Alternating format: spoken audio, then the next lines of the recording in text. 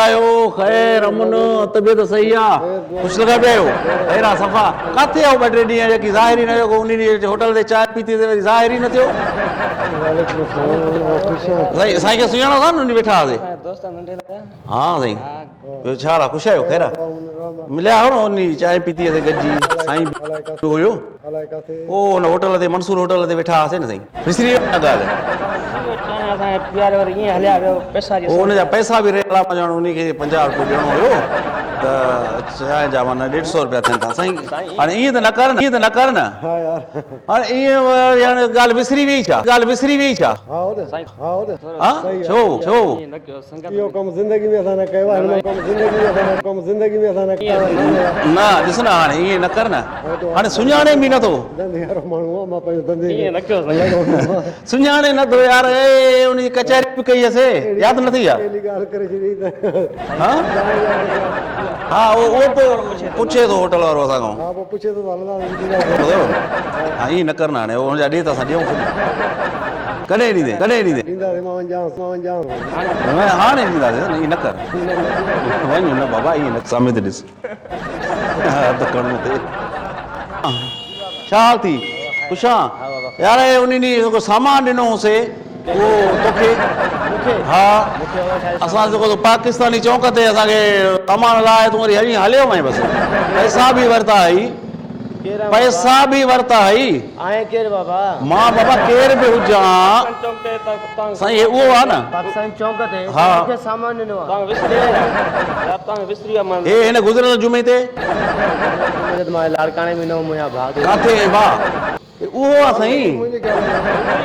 पैसा बि तोखे ॾिनासीं तो सामान त उते न सामान कारे कई उनजो बि नालो यासिर हो हा न पोइ हाणे सामान ॾे न बाबा कारे कई ईअं न कर न सामान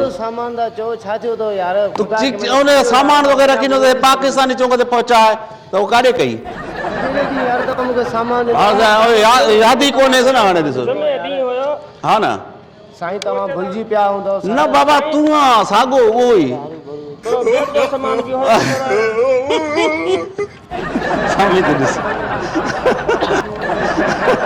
मामा सलाम वालेकुम ख़ुशि आहियां मामा ख़ैर आहे अमन तबियत सही थी किथे ॿ टे ॾींहं ज़ाहिर हुई न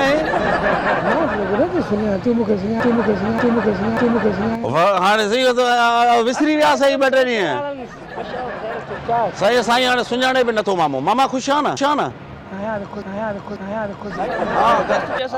हा साईं हाणे उन जी वेठा हुआसीं गॾु ख़बर यादि कोन्हे मामा हिकिड़ो न उन ॾींहुं मिलियासीं ॻाल्हि विसरी वई छा पाकिस्तानी चौक ते वेठा हुआसीं उहो आहे चाचा हाणे ॻाल्हि ॿुधो हाणे ईअं न करे यार ॿुधी न तूं सुञाणे नथो असांखे शाबस अथई मिलिया आहियूं हेॾे बीह त सही न होॾे ॾिस उन हथ मथे खण कैमरा भरिजे पई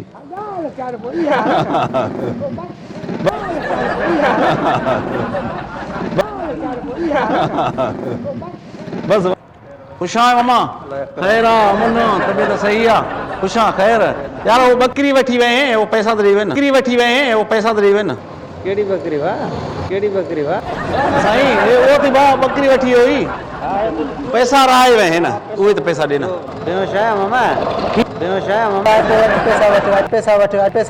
कहिड़े हमरा सां तूं हेॾे था न हेॾे पैसा त ॾे न बकरीअ जा पैसा ॾे बाबा वठी जो वए हाणे ॾिस न साईं बकरी वठी हाणे पैसा नथो ॾे ॾींदो ज़ामिन पाओ तव्हां ज़ामिन थियो साईं मां बि वेठो मित्र जाते अधु पैसा ॾे वाक़ई न हलन भोगड़े हा न तव्हां ज़ामिन पाओ था ठगी करे तो तू दुकान वाला भी नथी हलाइणो दुकान ॿुधा